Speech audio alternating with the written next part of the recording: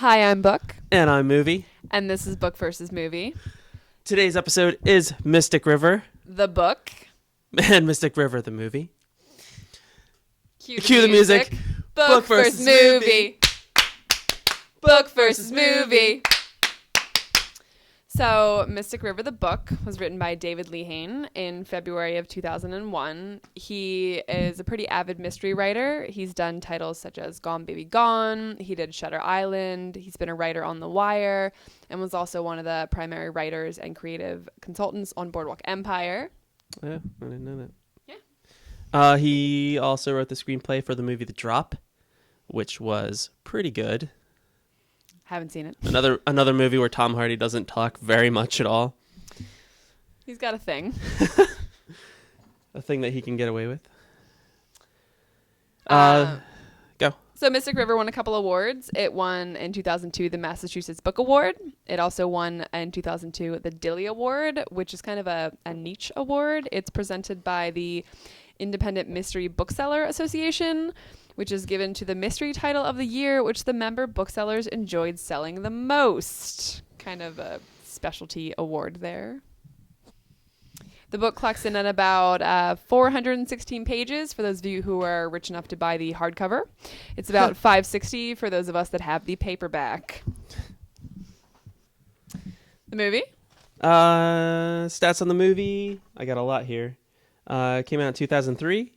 It was directed by Mr. Clint Eastwood, who has been in movies his entire life. He's like 160 years old.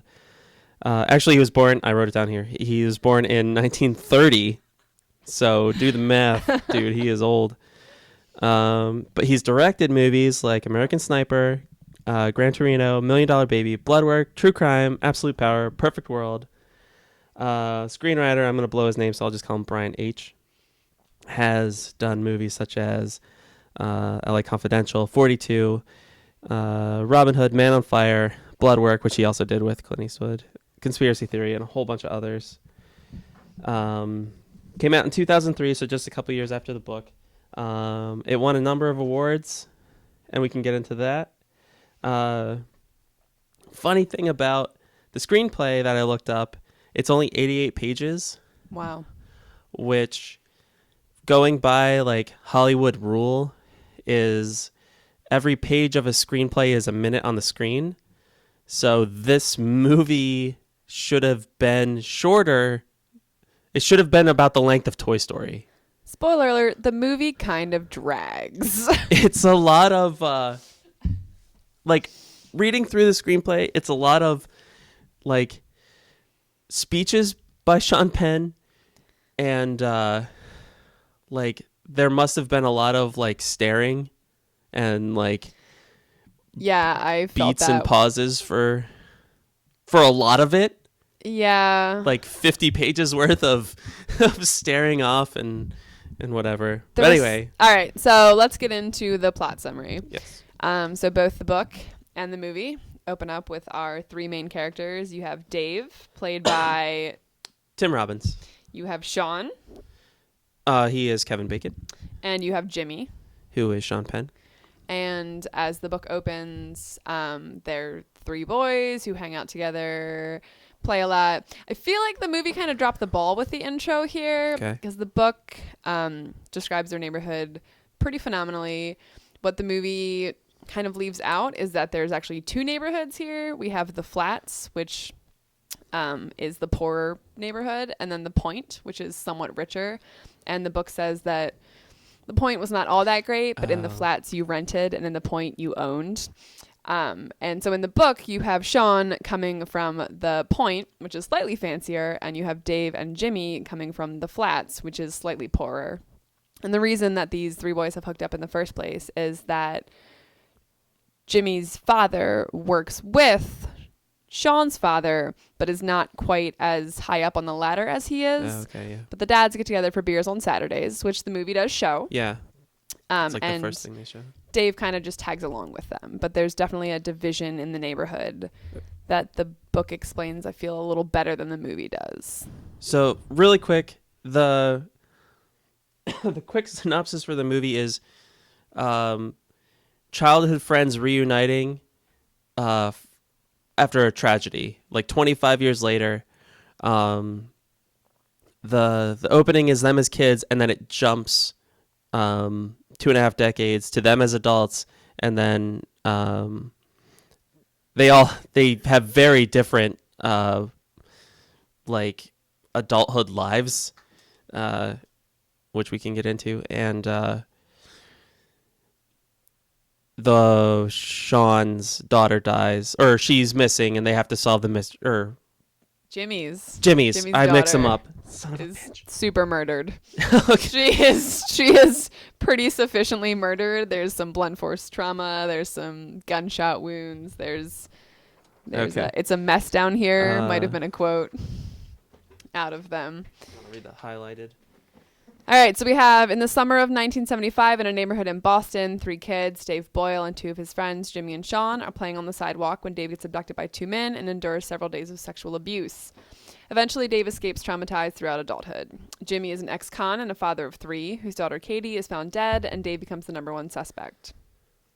Sean is a homicide detective investigating Katie's murder, ends up finding himself faced with past and present demons as more is uncovered about Katie's murder.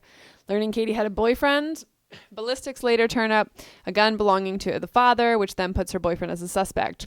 Will Sean find out who killed Katie? Will Jimmy make it through the investigation? And will Dave ever find out what really happened when he was abducted?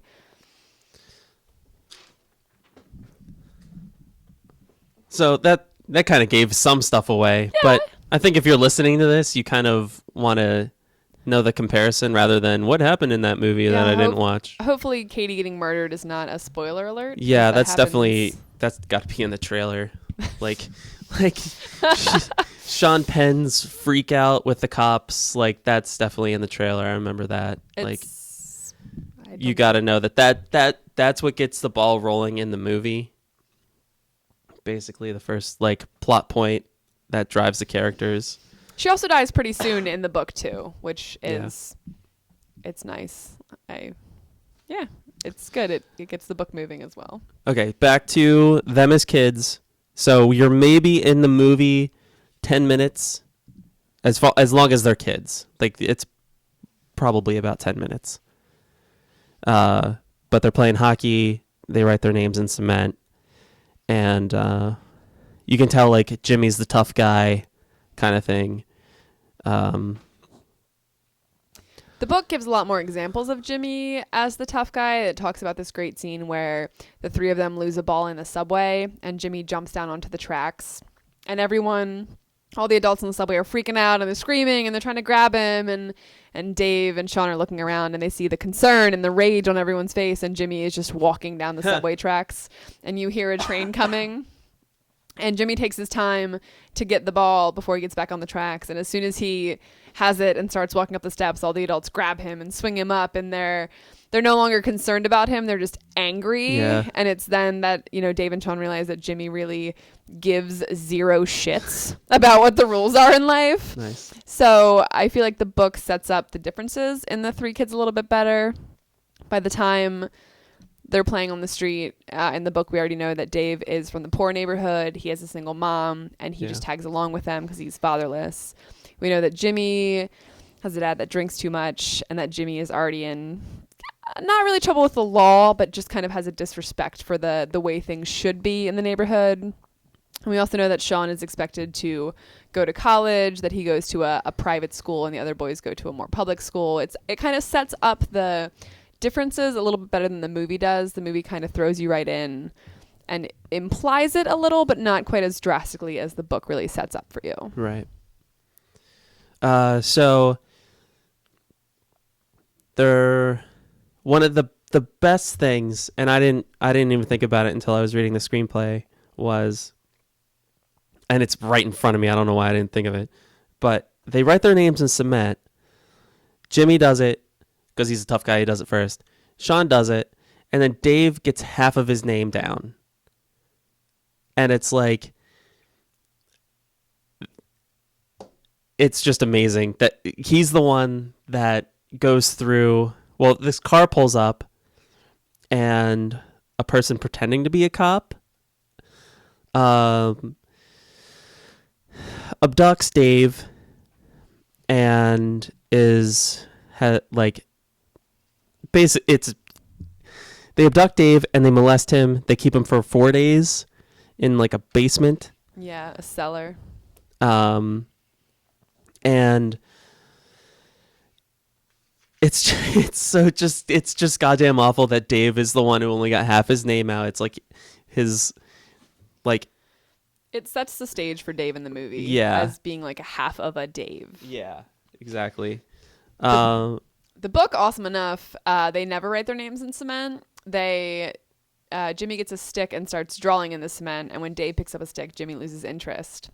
They get picked up by the fake cop molesters in the book when they're actually having a brawl in the middle of the streets, because Jimmy suggests they steal a car, which he does in the movie. Right, yeah.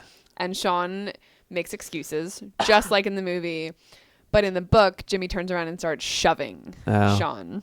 And it turns into, he calls him a pussy, and it turns into a big fight. So when the cops show up, it's actually the three of them. Dave suddenly has some kind of spark in him, and he's fighting Sean, and Sean's very taken aback, and that's when the cops roll up, which the fake cops in the movie looked a little more like funeral home directors to me. I thought they were going to be much younger and more vigorous looking. Yeah, the one guy, he like shows his badge, and it's like, that could be a doorknob. It could have been anything. Yeah, and they were 60s, 70s, in poor health, maybe 40s with just a really rough lifestyle. I thought they were going to be much more intimidating looking. Yeah. The authority was scary to the kids, but I definitely thought they were going to look a little more capable in the movie than they came out looking. Yeah. I got a thing here that says, in the beginning of the movie, when the young Dave is thrown into the backseat of the car, a man in the front seat turns around and flashes his ring. It's a bishop's ring. The book never indicates that the character was a priest, but I guess like Clint Eastwood wanted to, or whoever wanted to add that, like, because that was a huge thing then, and they wanted to add that in. All right, so Dave gets abducted. I didn't like how in the movie they did this sort of dream sequence. Dave in a cellar, Dave running through the woods. In the book, it's kind of Dave is abducted.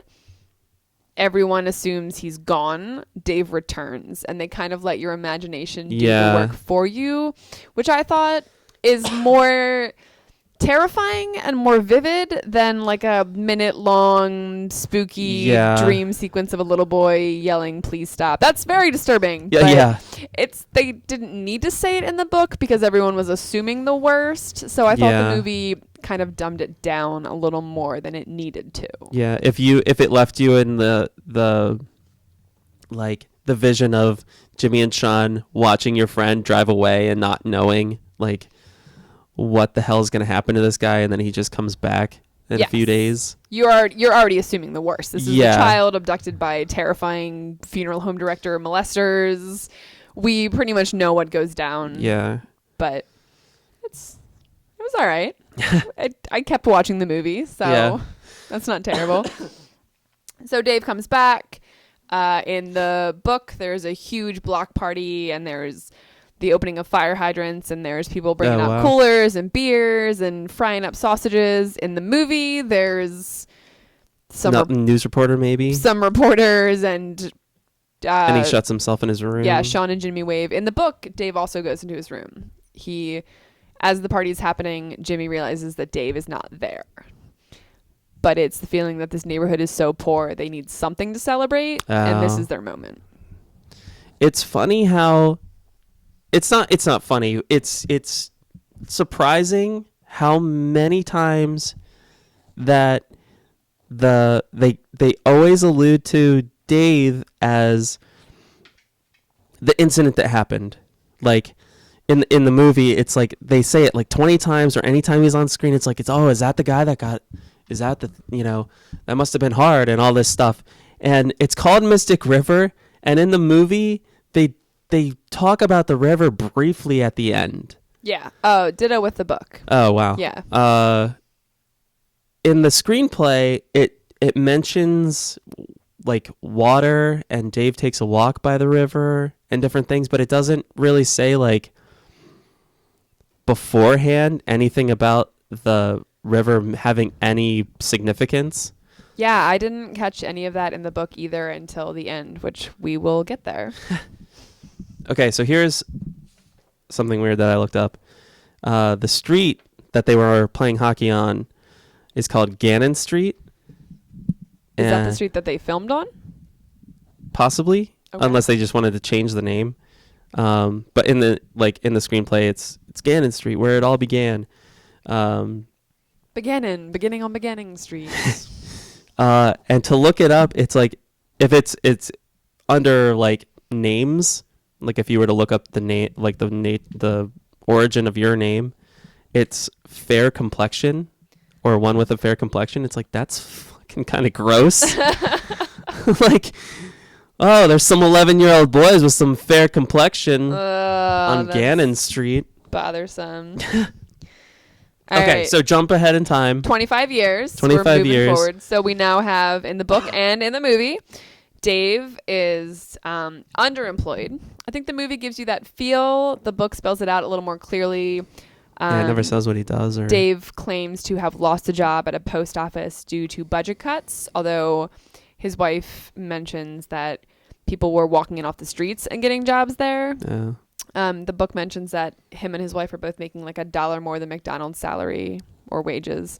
Not specific about what he does, but specific that he is very underemployed. You have Sean, who is a homicide detective. In the book, he has just returned from his first day of a probation period. Oh, what did he do? Not super clear. Some kind of ruckus or disruption, maybe some kind of a mental breakdown on a case. Never really spells it out for you, kind of leaves that. Huh. The same thing. It doesn't show Dave in the cellar. It doesn't really explain his probationary period. It leaves it a little more up to your imagination as to what they've gotten into. And then we have Jimmy, who is an ex-con who runs a convenience store.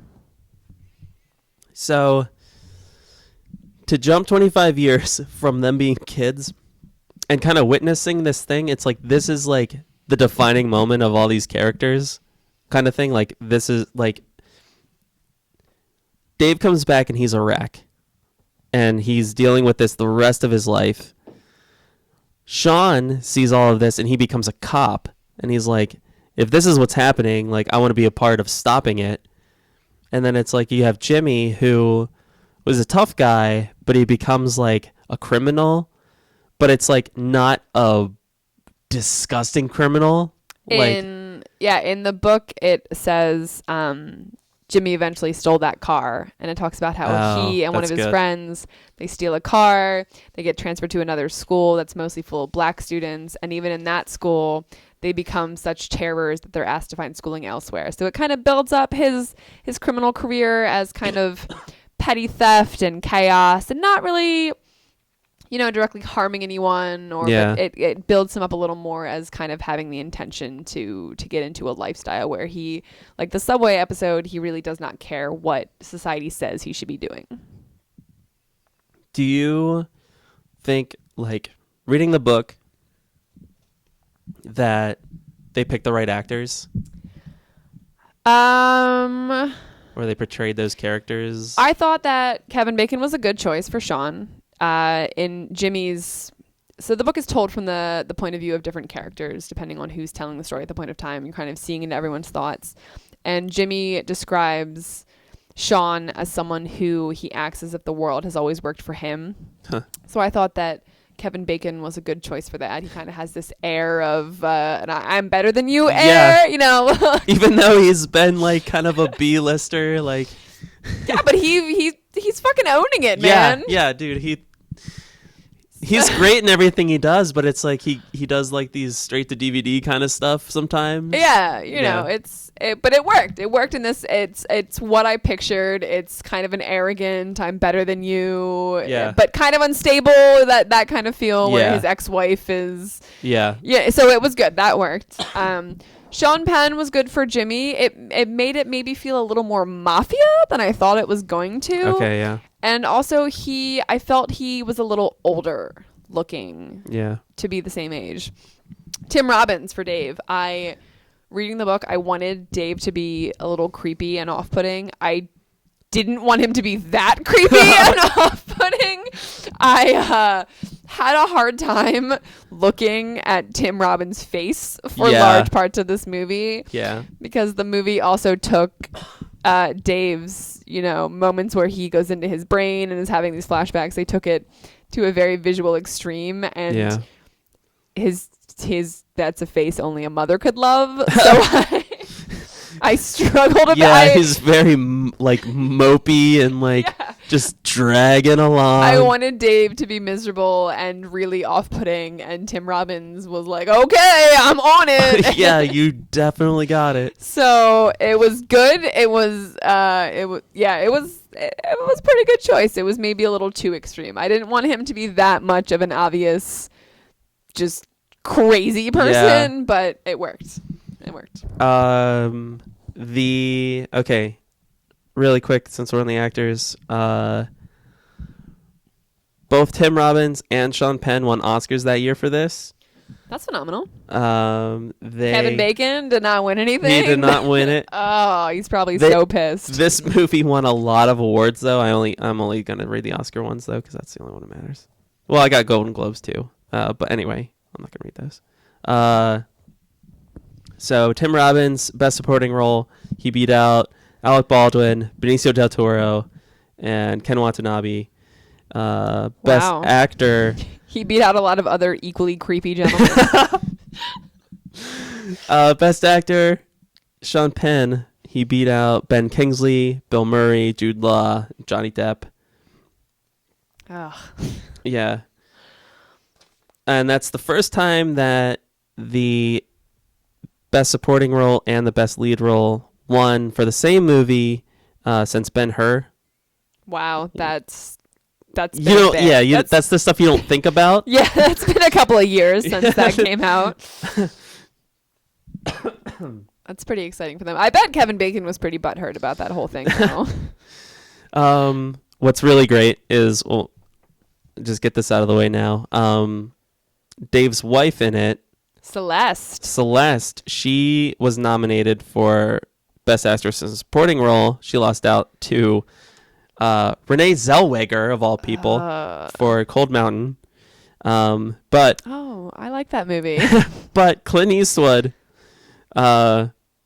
lost Best Director and Best Picture to Lord of the Rings 3. Yeah, obviously. That swept the Oscars that year. They got like 20,000 of them. So I bet Clint Eastwood just hates the Lord of the Rings. Oh, yeah. Yeah, he does. The Lord of the Rings also won Best Adapted Screenplay. Which this was also nominated for. That's a tough year to go up for that. Yeah. Can I just say that I did not like Celeste in the movie? Good God. She is just falling apart since like minute one. Celeste is every reason men hate their wives. She's crazy. She's trying to get him murdered. Yeah, like almost immediately. And not that, Dave/Tim Robbins appears to be a phenomenal husband, but Celeste is a little insane. Yeah, it's like he's hiding something, but it's like, I wonder if this is a coincidence at all. No, I'm just falling apart. All right, we got to back it up. So the movie, the book opens and you see Katie, who is Jimmy's daughter. Yes. And she has been planning to leave the next morning to go to Vegas with her boyfriend, Brendan. Yes. She's having a celebratory girls' night out with her friends, Eve and Diane, and they are going bar hopping. They're underage, mind you, but it's Boston. It's Boston, and it's a small, crummy neighborhood, and no one cares. So drinking's what you do. She is out bar hopping and dancing on bars and just living the dream. Dave is also out at a bar that night because Celeste is having girls' night. They're watching Stepmother. They're reading tarot cards, and they're cooking a new dish no one's tried before. Oh, my. Which is another reason she's a horrible woman. So Dave leaves to go out to the bar as well. And you see a little bit of that in the movie. Yeah. Because he claims he has 3 options. He can sit in his son's room and watch him sleep. He can sit in the back bedroom, or he can go to the bar. And he chooses the bar. I would too. Yes, you probably should. Next time I watch Stepmom, I'll be sure to let you know ahead of time so you can plan appropriately. Jesus. So Katie's out partying, dancing, drinking, drops Diane and Eve off at a friend's house, and is never seen again. And she is at the bar drinking at the same bar as Dave. Yes, same bar as Dave, and he sees her and he knows who she is. Yes, in the book he knows who she is. In the movie he knows who she is. And she's on a bar. They're shimmying around. They're acting pretty, I don't know, suggestively. What do you call this? Being 19. Being 19, but it's really funny that in the movie, at least, it's like, hey, we're 19 and we're dancing on this bar. And they don't seem to care that it's like these a little more than middle-aged dudes, like, oh, it is a creepy dive leaning bar. back and just like, Yeah, it's definitely, it's not a club. It's yeah, not. There's no one near their age. They're the only people playing music on the jukebox. In the book, they're just singing. Yeah. The one girl's just singing and the other two are dancing because there's not even a jukebox. So do you remember if they picked Brown Eyed Girl? They did. In the book, they picked Brown Eyed Girl. I don't remember hearing that in the movie. Did you? I read it in a screenplay. I am not sure. I think was it's something a still little creeped out by dancier. Tim Robbins' face in the movie because he kept looking at them and I was getting uncomfortable, even though it's 12 years Because later. And he's the human version of Huckleberry Hound. It was kind of depressing. And oh, man, he's just the whipping boy of this movie. So, all right. They're out dancing. Katie drops her friends off. In the book, it tells you that she sees something, she swerves, her car stalls, really? And she recognizes the person who says, "Are you okay?" And then it cuts out. In the movie, you get none of that. Right. It just goes to the next morning. Yeah. And Kevin Bacon rolls up with, okay, so very underrated, and I forgot about I watched this movie a long time ago. Lawrence Fishburne is in this. He is Kevin Bacon's partner. And he's kind of like this dickhead detective that kind of just like cuts the shit and kind of says things kind of like bluntly. And you're like, wow, you're a dick, but I also kind of respect you. In the book, Kevin Bacon's partner, or I guess it's not Kevin Bacon in the book, it's Sean. Right. In the book, Sean's partner is a single dad with a drinking problem. Who would have guessed? Yeah, so he's still a dick and still speaks bluntly, but generally because he's drunk at work. Oh, okay.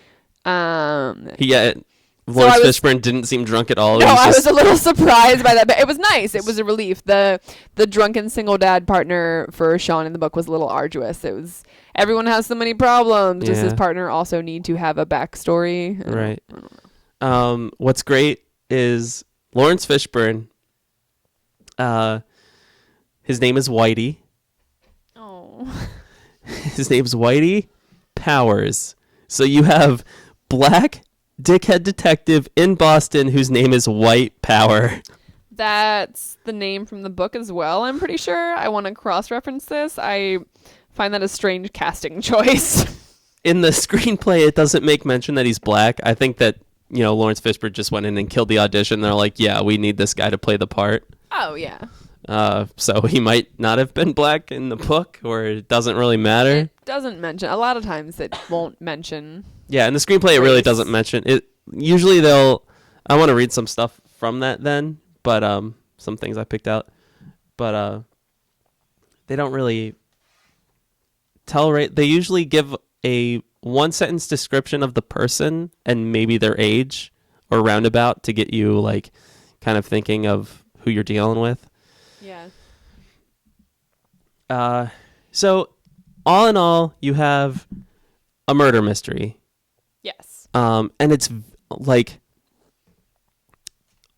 looking back on it, like when you're in it for the first time, you also want to solve it kind of thing. Oh, yeah. Because they don't give you the answer. Like they want you to try it. Oh, they drag it out as long as they possibly can. So you have this murder mystery that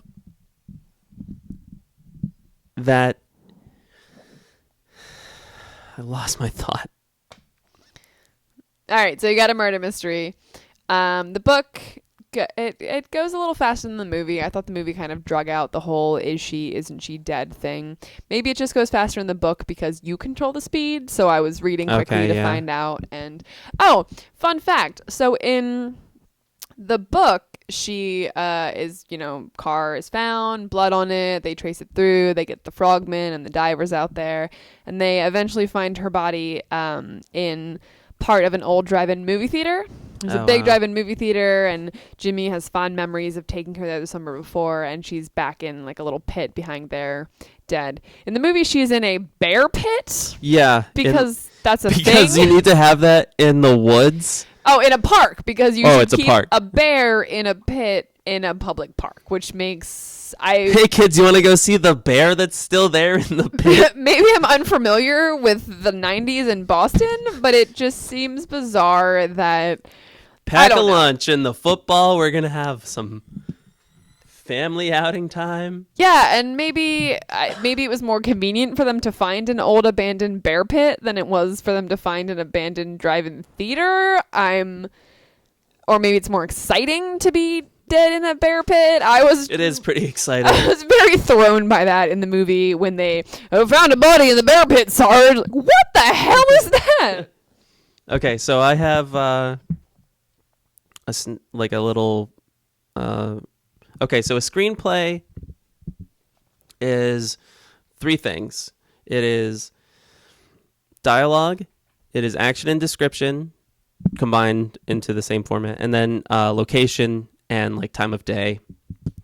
And I have some descriptions here, and they have to cut it down because of what your book is 400 something pages. Yeah, it depends if you're rich or poor, but yeah, it's around 500. And then you have the screenplay, which is 88. So this is them finding the body.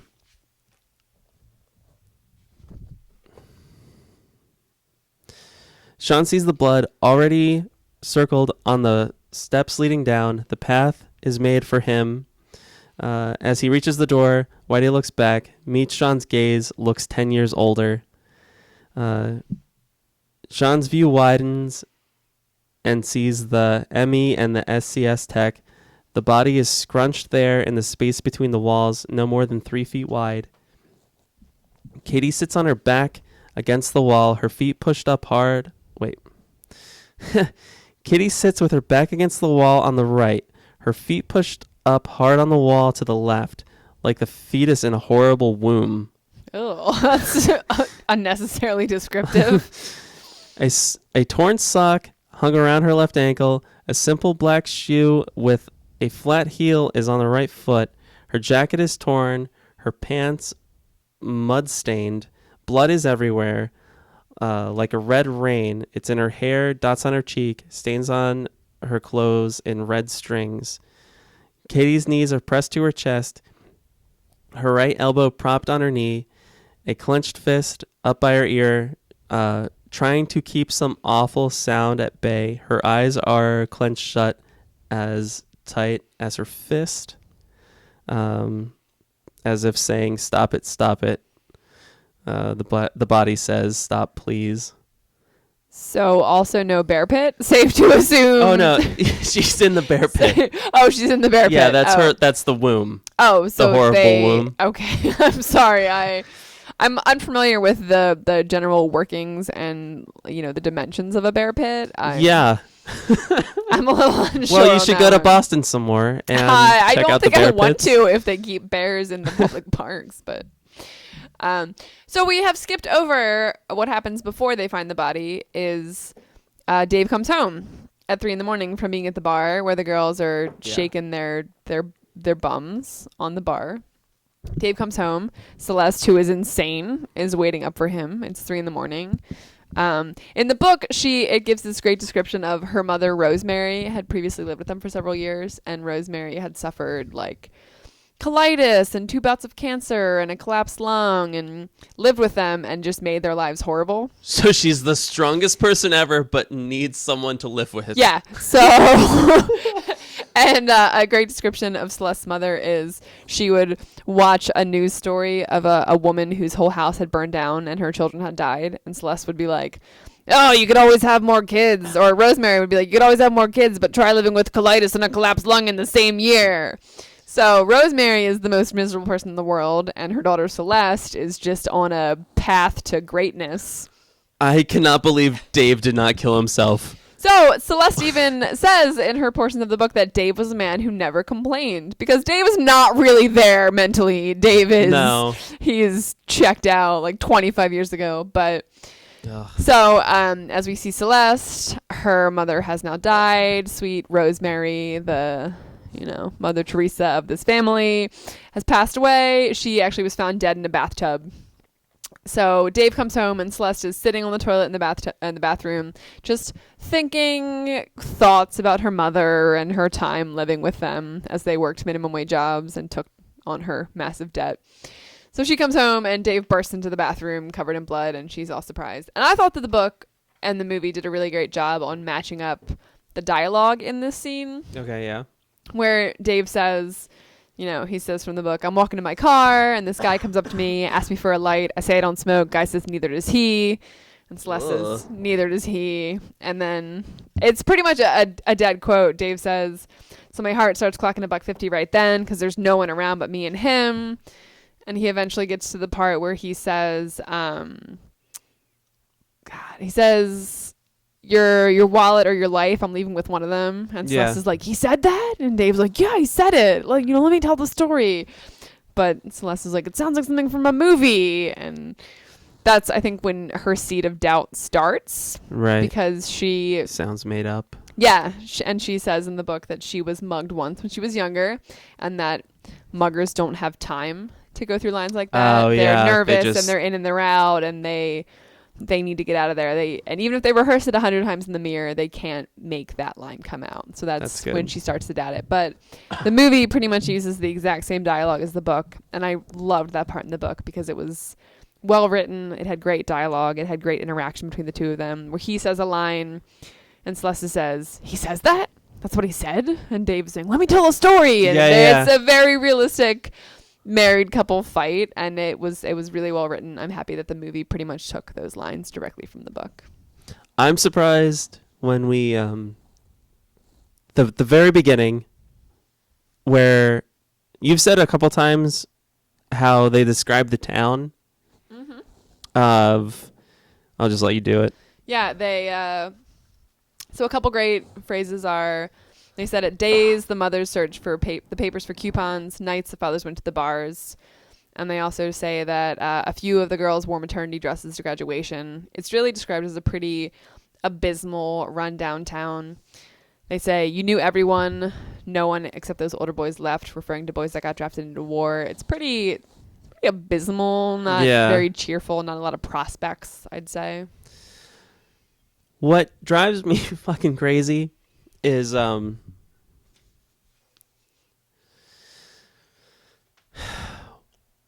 don't want to jump to the end just yet. Oh, let's do it. All right, let's go. Spoiler alert. Okay, so the girl dies. We spend the entire movie trying to figure out what happened. Yes. Jimmy goes the violent route. Yes. Sean goes the smart route. He's the cop. Yes.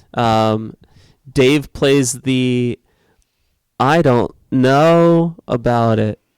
But it's like, why are you being like, this is my problem. It's like, one, why the hell are you being so fucking like evasive of it or something? Like, yes, you make up a story about a mugger. You make up a story about moving a couch and jamming your hand. You make up a story about putting your hand in the garbage disposal. In the movie, in the book, he tells Jimmy that he moved a sofa and hurt his hand.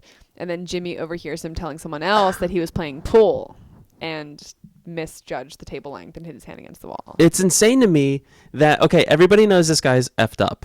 Yes. Oh, yeah. Since, like, 4th grade or whatever that was. No one leaves the town. Everyone knows him. Yeah. It's a legend. So, we know that he's a little, like, the kind of guy who can't tell a story. He can't tell a joke. Yes. He loses track. So, he might screw up some details and stuff. But it's like, dude, we know you were molested. Mm-hmm. His alibi, which he never gets to, you just find out Yeah. is he beat the fuck out of and killed a child molester. He tries to tell Jimmy at the end. Oh, okay. He, when Jimmy in the book and in the movie has him at the Mystic River, he tells Jimmy that he killed a child molester. He saw them there with a young boy prostitute, and he attacks him. And in the book and in the movie, Jimmy consults the Savage Brothers and says that there's been nothing in the paper about this. Right. And he tells Dave that if he tells the truth, he'll live. Right. And Dave has this, I'll just tell Jimmy what he wants to hear. I'll see my family. And so he tells Jimmy that he murdered Katie. Right. And Jimmy still kills him. But that his last, the Dave is trying so hard not to be the boy that was molested. Yeah. But in the book, he also expresses fear that he's becoming a molester. Okay. That he has had these unsavory thoughts, and he's afraid that, he talks about the vampires in the movie and the book, and the once it's in you, it never leaves. And he's very paranoid that he's becoming the people that stole him. So it's almost like he's afraid that by confessing to that, he's confessing that he's had these thoughts or ideas. Okay. So he would rather have people suspect him for a murderer than admit that he was molested as a child. It's a very strange logic. It's not right. It's the logic of an insane Tim Robbins. It's not. It's Yeah. But he pulls it off. Because it's if they eventually find the body of the guy he kills. Yes, at the very end. So okay, spoiler alert. Go ahead. So he definitely kills this guy. Yes. You are known for have been you've been molested. Yes. You have such the instinct, this right to kill this fucking person that is doing this thing that you witness, and it's everybody in the town, not that they would get behind you because but it's I'm sure that they'd take a second look and go, yeah, that makes sense. It makes sense for this guy to bash this dude's head in. I think that Dave spent a lot of his teenage years trying to not be the boy that got stolen. It talks about how he became a baseball legend. Oh, he yeah. Never really tells Celeste what happened. His mother committed suicide. I don't remember if the movie tells you this. He comes home one day and his mother's head is in the oven. Oh, Jesus Christ. And he tells Celeste that she had a heart attack. But Celeste knows because it's from a small town where everyone knows everyone. Yeah. So Celeste knows that his mother had her head in the oven. But Dave has tried so hard to not be that person that it seems he's still trying to separate himself from those events, even at the cost of being shot by Jimmy and pushed into the river. And there's also moving away, which I don't even, it's well, it looks like this is who I am now. There's not just this town in America. Hindsight's 2020, mate. Yeah. I don't think that we can't tell Dave what to do. But okay, so Dave did not murder Katie is what we're getting to with this. Because the motive is totally not there and no one seems to realize. It's you're screwed up, but and she's cute and you're weird and that's pretty much our story. I don't know how that leads to killing. Everybody seems to have that. Just in the book they go through a little more. There's some confusion as to what time he left the bar. That his story on that is not quite straight.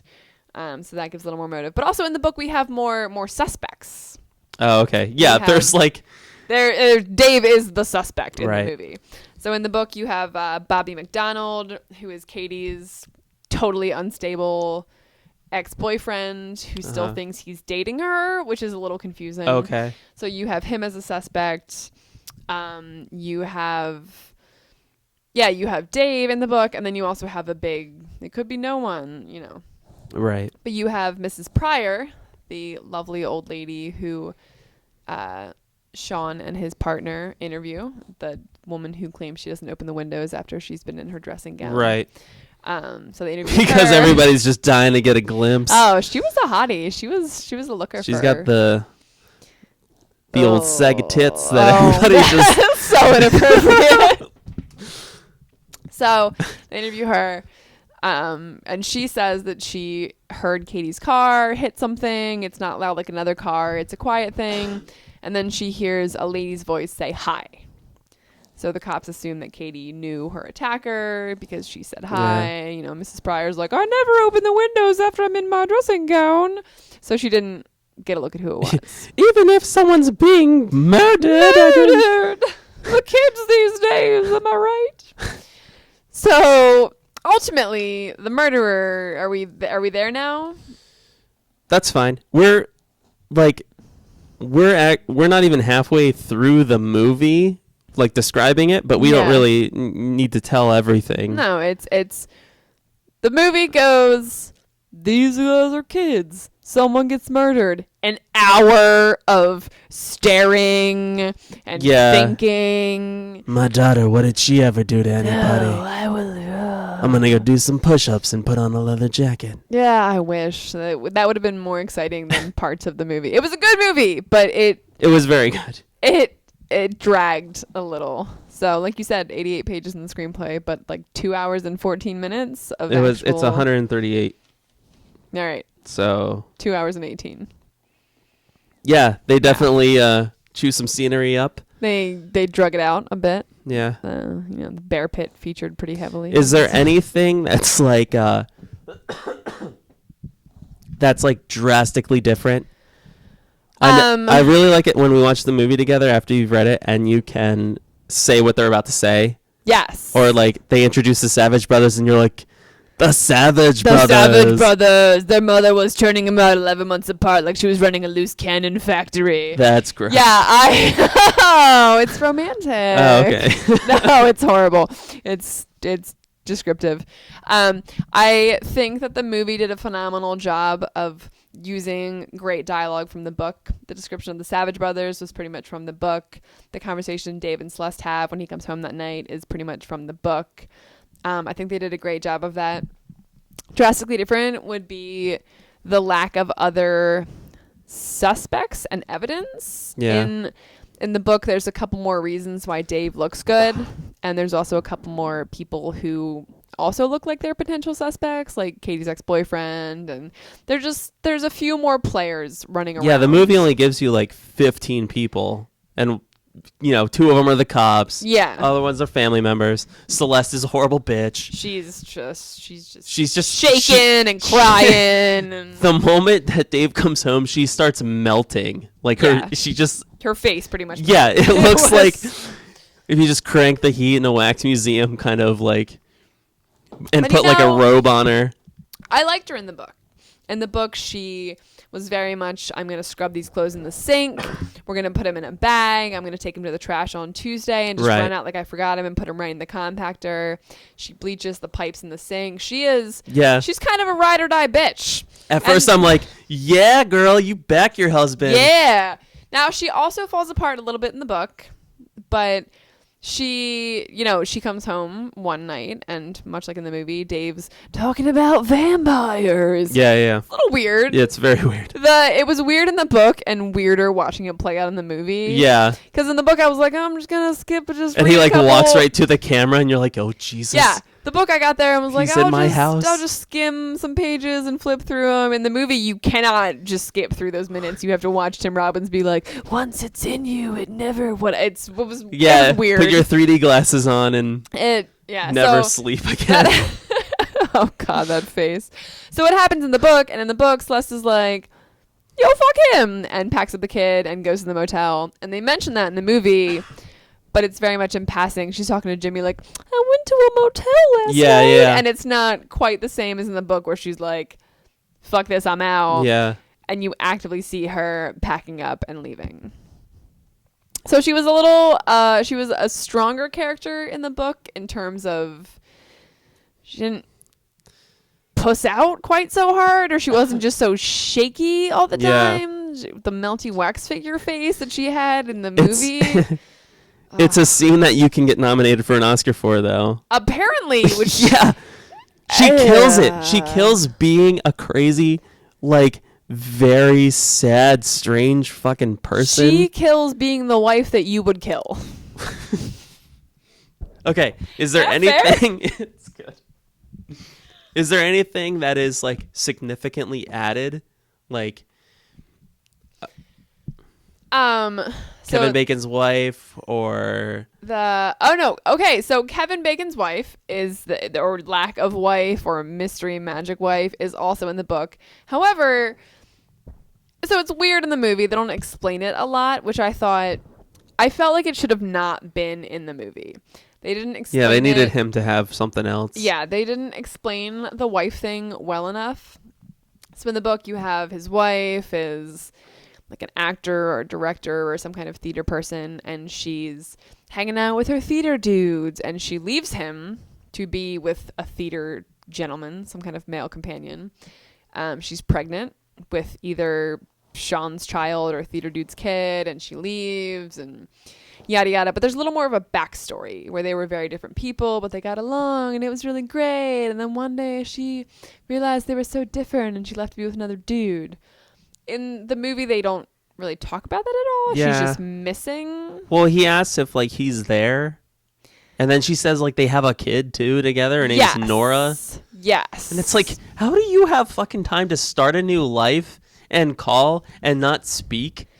Yeah, it was weird in the book with some explanations. It was weirder in the movie without them. Yeah. I think they should have just cut that because at the end of the movie they get back together. Hooray. Right. It should not, the screenplay and the movie probably could have lined up at 88 minutes if we didn't have a bunch of dead time between Sean and his wife on the phone. They didn't have enough time to devote to the actual backstory, so it didn't really add, in my opinion, to the movie at all. Famous scenes in your mind from either? Famous scenes in my mind would definitely be when Dave comes home and talks to Celeste and gives the whole mugger story, which turns out to be true, but sounds very made up. Jimmy leaning over Dave over the Mystic River and eventually killing him would be good. Those are the two big ones that stick out. And also discovering Katie's body and Jimmy and the Savage Brothers' reaction to that and how they handled it. Yeah. And I thought the movie did a good job of handling all of my favorite scenes from the book were handled very well by the movie. Yeah. Do you think when Jimmy kills Dave at the end, it's like that's what like the movie is eventually going to get to? At a certain point you're like, this is going to happen. Yes. Do you think that it was shot the way you saw it when you read it? It was shot similar. There was a couple things that the book mentioned that the movie didn't include. When Jimmy walks into the bar and Dave is there with the Savage Brothers, Dave thinks to himself that Jimmy looks much bulkier. And you find out that it's because Jimmy is wearing a like spandex running suit under his clothes. So he murders Dave, takes off all of his clothes, throws them into the river, and now is in a spandex running suit, which I think is a testament to how Jimmy has led a really structured life of crime beforehand and has done this before. He's experienced it murdering people. In the movie, Jimmy shows up and he's got the gloves on, and it looks more suspicious right off the bat. In the book, Jimmy's kind of drunk, and Dave is kind of drunk, and he thinks Jimmy looks like he's put on some weight. Yeah. But in the movie, Jimmy shows up with gloves on, and that's just off-putting. Yeah. One of the descriptive things in the screenplay of Jimmy is it simply said, "Jimmy looks tough even when he's sleeping." Nice. It's so great. It's hey, Sean Penn was a great pick for that one then. The one thing that you can say about a person. Okay, so really quick, at one point, Lawrence Fishburne and Kevin Bacon talk to Dave as a suspect. Sean doesn't want to believe that he is a suspect. Yes. Because he feels pity for him, and he's a friend of his from a while ago. Whitey's convinced that he is the killer. Yes. When he's walking his kid to school, when Dave's walking his kid to school, and they question him, and then they walk away. So it says, Sean and Whitey start back down the sidewalk. Dave watches them go. Sean waves over his shoulder, and Dave finds himself waving back even though Sean can't see him. Oh. That's fucking awesome. It's like That's the kind of stuff that you have to put in throughout the screenplay that you can't just describe for a page and a half who Dave is. It's like he's facing the other way and you're waving to this guy. Yeah. Because it's like you're still kind of a child. Yeah. You still want this guy to be your friend. You want to acknowledge this guy's wave. That's phenomenal. It's so fucking good. All right, so who actually murdered Katie? Let's get to that. Okay, so you want to believe it's Dave. They want you to believe it's Dave. Oh yeah, the book, the movie, everyone wants you to believe it's Dave. They also want you to believe that it is Katie's boyfriend who is going to go to Vegas. Brendan Harris. Who her dad does not like. He said he would disown her if she ever dated a Harris. And of the Harrises, your choices are Brendan Harris or his younger mute brother, Silent Ray Harris.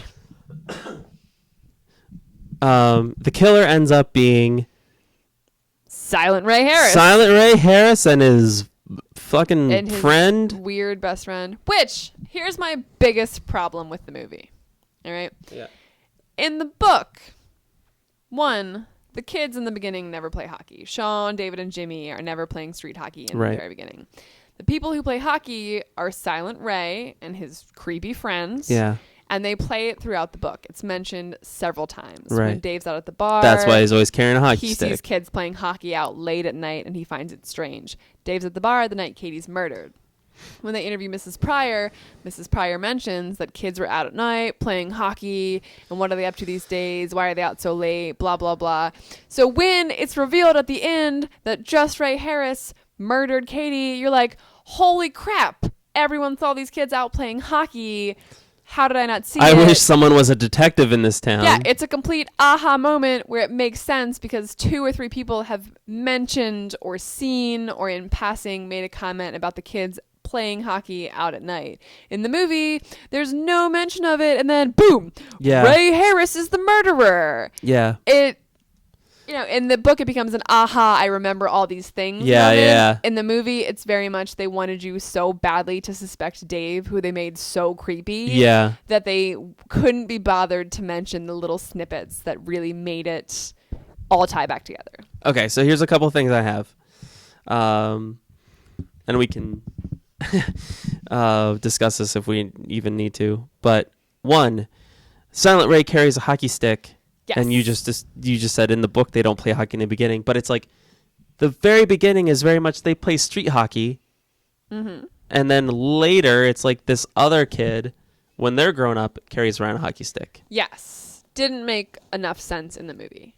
And it's like just one thing that you don't really, I don't know, carrying around a hockey stick. And also used to play hockey when you grew up, but you find it doesn't make sense. That's why in the movie, I don't like that you just see him carrying the hockey stick, whereas in the book, they mention several times. Because his mom, Mrs. Harris, does not care what her kids do. She's a very absentee parent. So it's brought up several times that Ray and his friend are out at all hours of the night playing street hockey. And it's kind of a pattern of neglected childhood. I'm not really sure. But it's not just as weird as him walking into the room with the hockey stick and walking off screen. It's more a symptom of the neighborhood, I guess, and less of just a weird thing that the movie had to include. Right. Okay, here's another one. Now, the morning after the murder. Yes. Sean Penn is in his shop, and those 2 kids that murdered her come in like nothing fucking happened. Like they woke up, they're like, yo, man, you want to go to the store? Yeah. Or I guess you have to say it in a Boston accent, which I can't do. So, buddy, you want to go to the store? No, don't try that again. So they go in, and the one guy asks for tea that his mom wants. Brendan, yes. I was looking for tea. And they kind of hang out for a sec. And he also buys a paper. Yes. And they buy a paper and they leave, and they're like, they talk about, hey, I hate that fucking guy. But do you think he was buying a paper in the same way that Celeste was reading the paper, looking for the dead body? No, it's another thing that's way clearer in the book. Brendan had fallen asleep at 3 a.m. the night before because he was up all night being extremely excited that him and Katie were leaving for Vegas to get married in the morning. Right. And he was waiting for her to get back from her party with her friends. She was supposed to wake up in the morning and then call him, and they were going to leave together. So he wakes up in the morning, does not receive the phone call from his girlfriend that it's go time, and goes to the corner store where he mentions he thought Katie, remember he asked the cashier, I thought Katie worked on Sundays. Right. He's trying to figure out what happened to her. Oh. So he shows up to the shop looking for Katie, thinking she didn't call him, and he's in a teenage boy. Does she not love me? So he's showing up to see if she's at work, and has just ignored, the sign, the tell where she needs to call him. They get together, they get in the car, they ride to Vegas. He's looking for her, and not in a I buy the newspaper to see what happened kind of way, but he legitimately thinks that if she didn't call him, the only other answer is that she's at work. And that's why he shows up, which is why he gets weird when Jimmy asks him what he wants. He's like, I'm looking for that tea my mom likes. It's an excuse.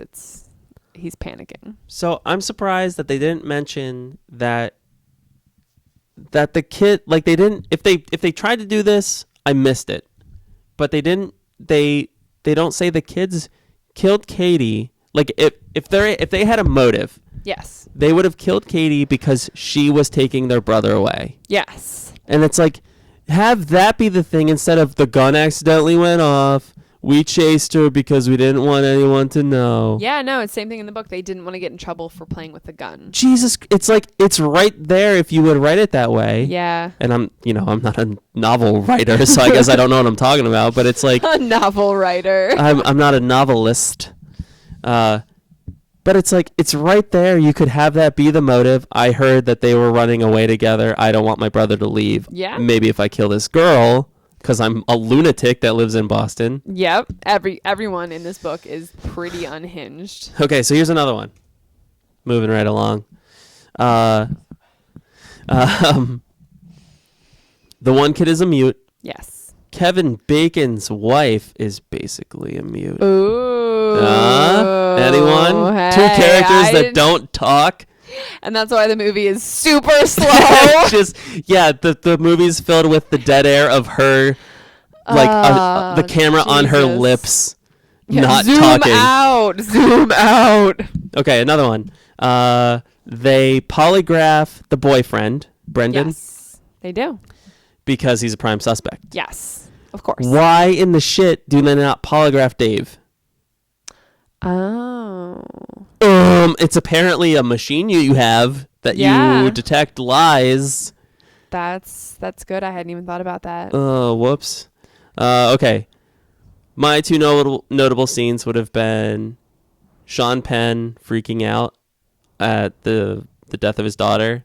At like the scene, at the bear cage. At the bear cage scene. Yes, that was great. When 30 feet away, Kevin Bacon's just looking at him and he doesn't move. Yeah, because Kevin Bacon is a dick. He's awesome. All right, I say dick, you say awesome. Two. I say dick, you say awesome. No, dick, awesome. Second one would be the interrogation room with Tim Robbins. And he's like, I'll have a Sprite if you got it, buddy. Yeah. And he goes to get it and he's like, oh, so you're the good cop, huh? Yeah. I'll take a meatball sub then too, you bitch. I forgot about that. My God, it's so good. That was also pretty on point with how it was written in the book. Yeah. He's hungover from drinking the night before when Celeste left him. He's pissed. He gets picked up, and he asks for a Sprite a couple of times. And then when he tells them, Whitey is all proud of himself because his car was quote unquote stolen the night before, and they were able to search it. And then Dave lays it on him that if his car was stolen, quote unquote, he doesn't have anything to do with blood in the backseat. So it's all admissible. And Kevin Bacon has the goddamn look on his face, and Whitey's just been screwed, and Dave's like, how's that Sprite looking? Like, oh man, so you're insane. Yeah, it's like all of a sudden you're like this mopey douche, and all of a sudden it's like you can turn it on and be a dickhead. Yeah, it's terrifying. You're actually smart, and you know that they can't use this against you. Yeah, but in the movie, that's when you're definitely like, it was him. Yeah. It was totally him. He's insane. Okay. I got a couple things here. Number one, originally cast to play Sean Devine, which was Kevin Bacon. Yes. Michael Keaton. He's my actual father, Michael Keaton. That's not what your birth certificate says. It totally is. He's awesome. He had done several script readings with the rest of the principal cast been doing research of the role of Massachusetts State Police Department, living in Boston for several weeks. A month before photography was to start, Michael Keaton and director Clint Eastwood got into a huge argument, and Keaton left the project. A week later, Kevin Bacon was in the cast. And this is why Kevin Bacon did not win an Oscar for that role, I'm guessing. So that explains a lot. Did not live in Boston, did not do research. While researching his character, Kevin Bacon worked in the office of the Massachusetts Police Department. All right, that's some work. The situation at the opening of the movie was based on an incident as a child. Author Dennis Lehane's mother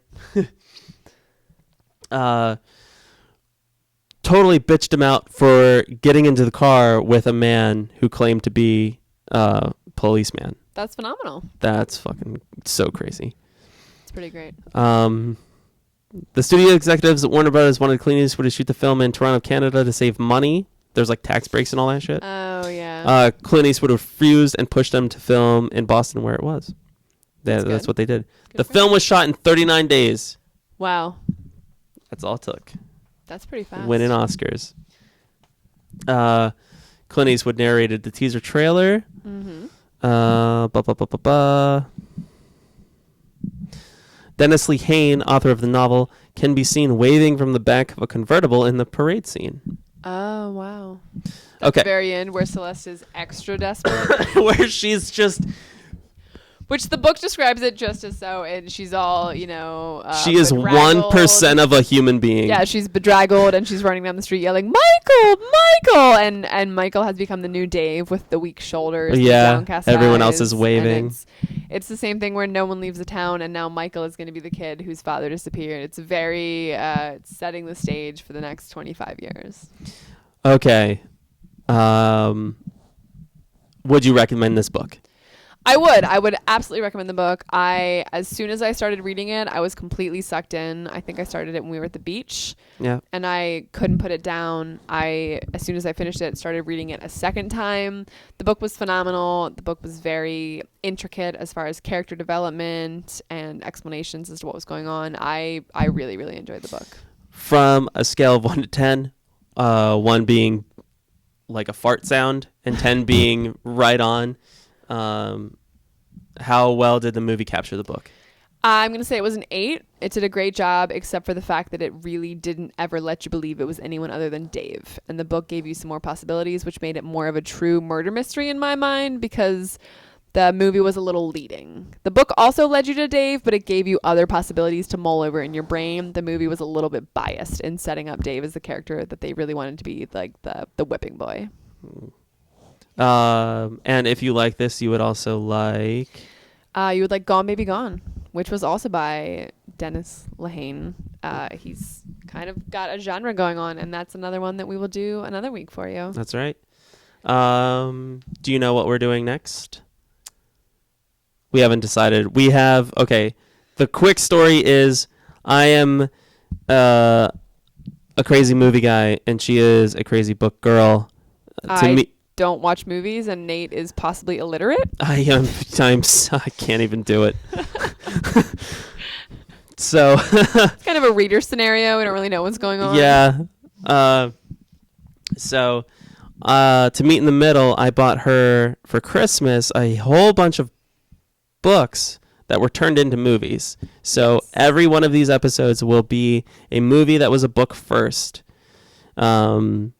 And there are so many, but we have coming up Goodfellas, There Will Be Blood, Trainspotting, The Reader, Gone Baby Gone. We have a bunch. Casino. Yeah, Casino, if you read it right after Wise Guys. A Few Good Men, The Reader. Gone Girl. We have a lot going on. The Orchid Thief, which will be crazy. Yes. About that one. There's so many books everywhere. And I also thought of 2001: Space Odyssey. That was a book first. And I already made you watch that. I want to mention that they're all in paperback, which means that he loves me slightly less than if they were all in hardcover. But that's a topic for another. Oh, Jesus Christ. And so overall, I recommend the book. I recommend the movie. I think they did a great job. of portraying each other. And that, my friends, was book versus movie.